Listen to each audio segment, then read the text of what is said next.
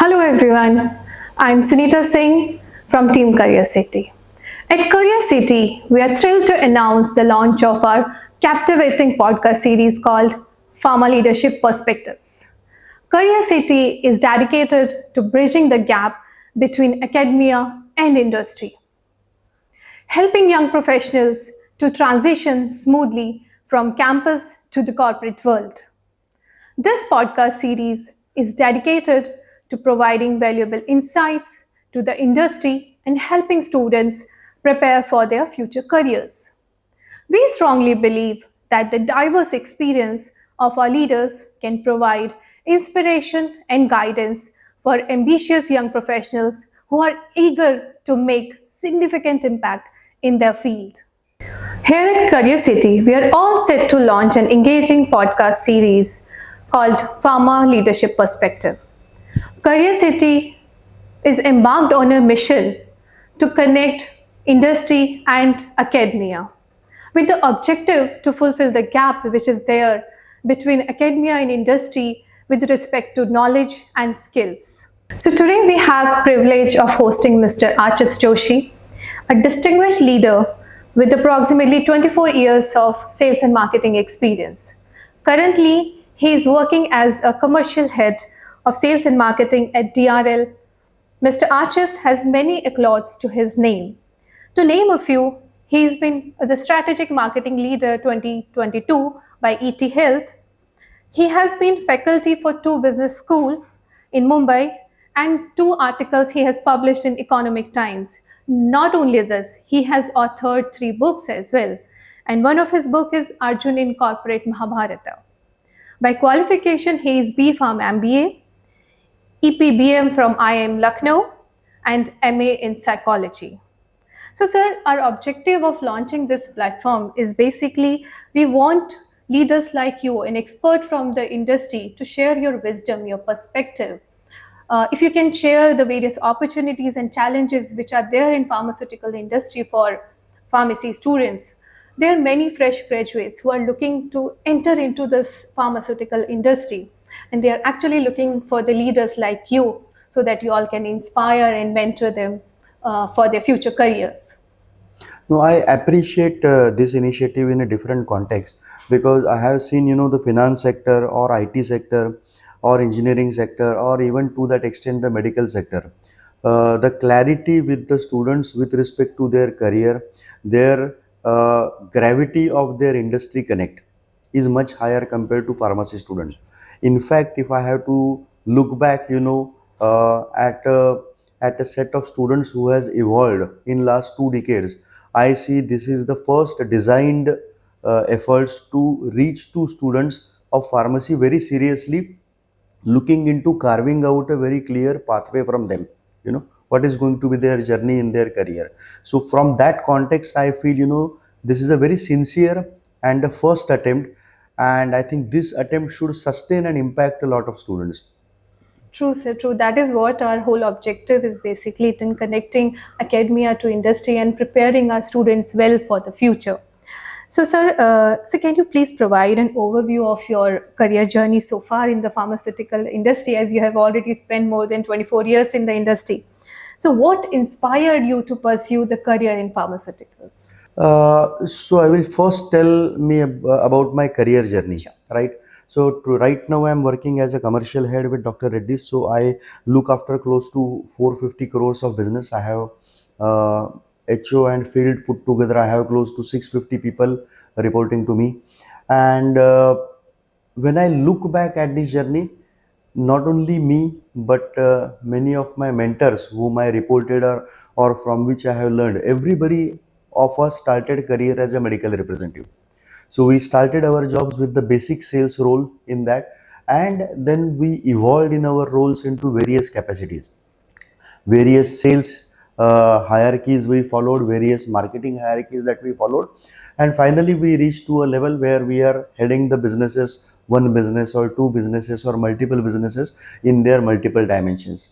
uh, if you ask me inspiration, so inspiration was rather than by design, it was because of the good people we were able to meet in the industry. We were able to meet some good mentors. We looked at how they have carved their career, and that was the most influencing impact on us, to look at them, follow them, and try to imbibe their skills and try to create a roadmap for your career in the same way. So when we started as a students, I think we started with zero clarities. We were not aware about, beyond sales job or beyond medical rep job. Is there anything beyond that? The awareness was absolutely zero. Even when we discovered what is first line manager, that we discovered after a few years of working, being a medical representative.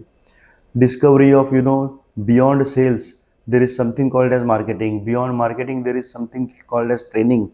Beyond that, there is a regulatory. Beyond that, there is a quality control. Beyond that, there is a medical clinical research team who has an equal impact, True. in creating the sales impact for the pharmaceutical organization. So slowly and steadily, after entering into the sales, we were able to discover so many facets of the pharma industry, and everywhere the base is going to be pharmacy. So the B.Pharm students, the M.Pharm students, or those who are doing PhD into the pharmaceutical sciences. Now these are the students, and their various capabilities has a lot of space in the pharma industry, but the awareness for this at many students I saw is less than 10%. There are students at 0% awareness, and there are students with negative awareness. They do not have any clarity on that. I can tell this more confidently because the two places where I am teaching right now, these are all pharmaceutical MBAs. Oh. These are not general MBAs. So being pharmaceutical MBAs, 70 to 80% population is B.Pharm. And every B.Pharm candidate, he joins the MBA course with only one clarity in his mind, that he has to join the brand management team. He is not clear, aware about so many other aspects where he can do his career in that. So from that point of view, I feel, this initiative will able to impact people at very early stage. And I think people are intelligent. If they understand importance of this, they will excel. True, true. You have rightly mentioned there are so many opportunities which are there in pharmaceutical industry, but people are not aware. They have never explored those opportunities. We are into subjects. When we are students, we are into pharmacology. We are into pharmacognosy. True. Correct. So we are not into the life school. Correct. So we don't see beyond it. So we are completely into our own campus, our own exams, and what score we need to achieve at the end And of somewhere we have a feeling that, whatever is there in my book, I think this is something which will help me outside. it. Yeah, true. But what you learn from the book, or what you learn from your all courses, is that this is something which creates your base, with which you have to apply your skills. Yes. Because today education system, with all due respect to that, has a lot of emphasis on the content. But when it comes to corporate, it's going to be the content plus skills. True. And skills is something for students at their stage of life is very experiential, subjective, and varies from person to person. This initiative will help them to sharpen and identify where I fit. I foresee, while discussing with you, if the students listening to this, if they are able to figure out that if I look at my inherent skills, I am more fit for sales, I am more fit for training, Correct. I am more fit for research, or I am a very detail oriented guy, I am more fit for the manufacturing. 100%. Correct. Or I would like to do some more education on this, and I would like to aim for a career into clinical research. There is something called as international business, which is going to have much bigger growth lever in the coming days. Right. So if I understand law along with pharmacy, if I understand regulatory along with pharmacy, there are huge career opportunities in international. Correct. So what I feel is that if maybe 10% of the audience listening to this able to figure out where they can be fit in, and on that they start their conscious journey, I think that will make a big impact in their careers, and that will be the great impact for career city also, in their endeavor to reach the students for their careers. It's very novel from that point of view. Perfect, sir. Perfect. As you mentioned about that, you encountered few of the good mentors in the industry Absolutely. while your journey. So, similarly, we are also creating this platform where our students can have the mentors like you, Absolutely. who can actually help them and guide them in their future. So, with the pharmaceutical industry on rise, are there particular areas within the field that you think hold a significant growth potential? Or also, what would be your advice you give to individuals and the freshers who are looking to capitalize these areas? Okay, so let's look at which are the big pies, Yes, sir. correct? Where the scope is going to be more, right? And where the opportunities or growth are going to be immense. So first of all, the sales is the one of the biggest field.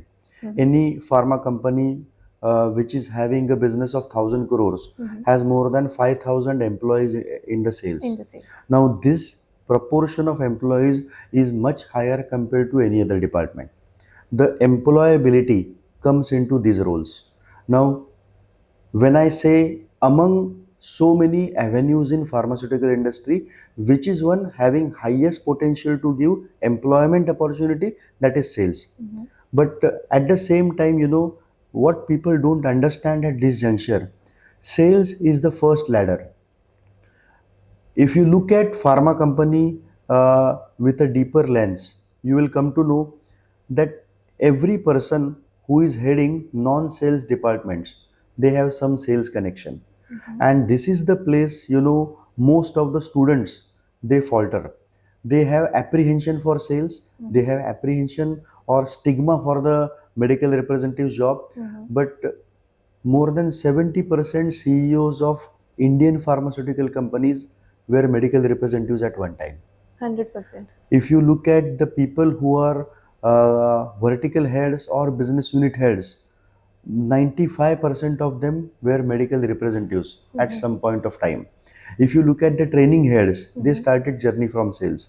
If you see the marketing heads, they started their journey from sales.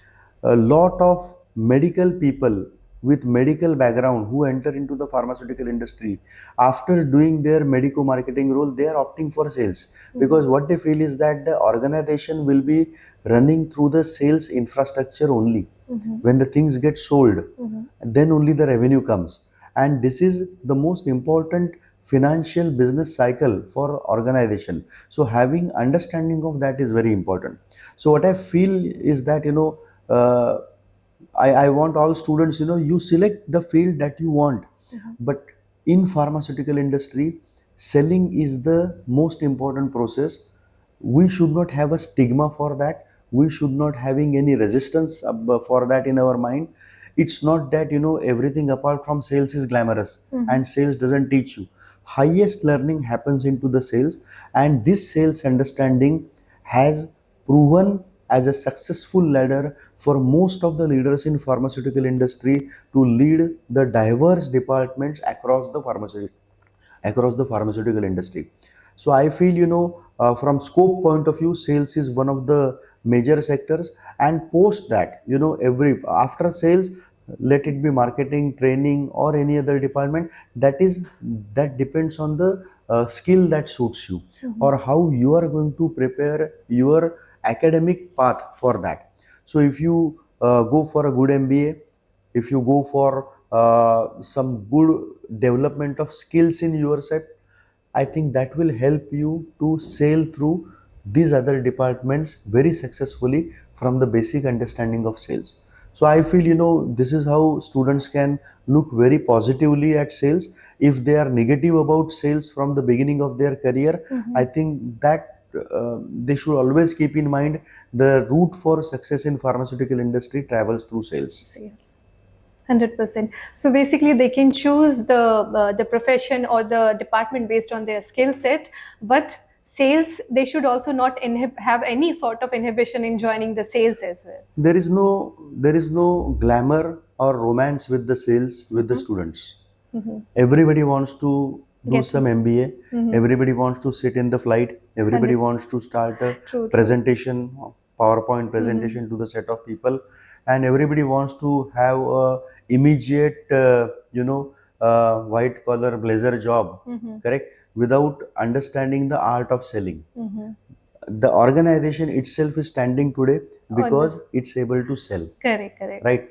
And if we are not able to sell this thing, neither we will able to support that organization, neither we will able to support the sales team. 100%. So this is the, if this is going to be the primary function, having understanding and understanding its potential to give you a diverse career in pharma industry, that is very important for students. Perfect. So as you have been into the sales and marketing for approximately 24 years in the industry, so sir, how have you seen the landscape of pharmaceutical industry, especially into the sales and marketing area, evolving over the years, and what trends do you think will shape its future? Yeah. So when I started in this pharmaceutical industry into the sales job, right, I remember, my area manager telling me that there was a time, when he used to travel by train from one destination to other destination, and at various stations the doctors used to come and meet them. The primary source of education for the HCP, whom we called as healthcare practitioner, was pharmaceutical company and a medical representative. So there was a time medical representative or the sales representative in the pharma was the preliminary information source for the doctor. Now, over a period of time, what has happened? How the changes happened? There, because of the technological evolution, everything is available in your mobile, everything is available through internet, and so is the information. So medical representatives or pharma salespersons were able to create a behavior change because of the knowledge and the academic interactions. But now the knowledge and all the academia or all the information is available at one click. You have to just type, and the first click you get right answer. So the dependency of medical fraternity for knowledge only on the pharmaceutical company came down drastically. So in this journey, the distance between the binding factor of knowledge between the customer or healthcare practitioner and a pharmaceutical company, that got little challenged, and it is coming down gradually over a period of time. So I see this is as one of the big transition which happened from the earlier days to the recent days. This may sound little negative. There is some positive side of that. The positive side of that, the technology enablement that has helped pharmaceutical companies to work on certain aspects, where they are able to reach patients better. And when I say when they reach patients for the help of the patient, for them to understand therapy, for them to adhere to this therapy for more number of days, right? Or to counsel them on the disease areas where the understanding of seriousness of the disease is so that the patient very willingly follows the therapy, and which has a lot of impact into the overall well-being of that patient beyond just pill management. So even though there has been some challenges with respect to the connect of the teams with HCPs, but I see the newer avenues like reaching patients. I think they are balancing this, and lot of new experiments, lot of new patient support programs. In that space, a lot of experiments and new things are happening today. So this is how I see, the field has transitioned well. And if we have to talk beyond the student lens, and we have to talk a little bit, in a higher orbit in that, and I see, the coming time will see lot of changes with respect to how the insurance ecosystem in this country changes. If that penetrates deeper, ball game is going to be different. How the new pricing strategy of the government will be there. If that changes, that is going to impact your big brand. How the urbanization and improvement into the rural sector is going to change, because that immediately connects the economy with the healthcare sector. So that is going to have a separate impact on that. And another important factor is the growing urbanization is leading to growing corporatization. So because of that, the corporate healthcare infrastructure is increasing very strongly. Now if that is going to increase very strongly, that is going to have a lot of impact onto the pharmaceutical sector in that. So these are the things, beyond students lens, they are going to be very important. They were having HCP in the mind, and the supply chain in this country for pharmaceutical will undergo a bigger disruption with all big player coming in, and there a lot of students can play a vital role. Today we are looking at many retailers there, but lot of conglomerations of the retailers are happening today, right? And lot of big players are coming into the organized retail chains. True, true. So that will be a non-pharmaceutical company, another business avenue where people can look at their careers. So I feel, lot of changes are changing into the bigger orbits as well as into the primary orbits. I see the changes happening all across. True. So one last question. What advice do you have for young professionals who are aspiring to join pharmaceutical industry so that they can have a successful career in the industry? Yeah. So I met some of the pharmacy students. Also, I am in connect with pharma MBA students. Right. Most of them are pharmacy students. So I spent good amount of time with them to understand what they are thinking. So everybody is there with some big plans and big dreams, but nobody is investing time, on what are the number of, do you have your blueprint ready? If you have the blueprint ready of all the career avenues available to you, correct? And if you have a self reading ready with you, that these are my strengths and you are able to match them. If I am person of this orientation, which field I will fit in well? That is the first level of preparation. Second is that, having that skill and you feel about that, that is one part. But developing this skill from a very professional point of view, that is very important. So I will give you my example. See, I completed my MA in psychology around 3 years back, right? The simple reason for me to do MA in psychology is that when I handle 650 people, it is more of people than strategy. Yeah. If you are able to decode people than strategy, then you will be successful. So similarly, at a student level, you should understand, if your orientation is into creating something, is into lot of micro details, something like that, think whether research or whether manufacturing can be your career. If you are a extrovert, right? If you love traveling, if you love interacting, right? And if you love more challenging life, sales is something which is good for you. If you have ability to dissect the thought into simple implementable things, you will see many people in the society, very complex issues they are able to simplify well. True, true. And they are able to put it very simply to the audience. If you have that type of ability, you go for the marketing. If you are good at communicating and convincing the people at a large, you should go for the training thing. So it is about understanding. Today I would like to appreciate a students who knows all the avenues of the career and who knows all the facets of the skills required over there.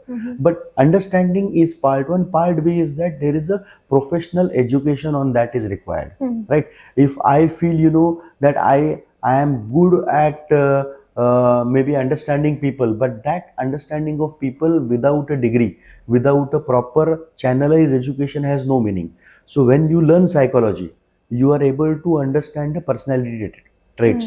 You are able to understand the behavior pattern.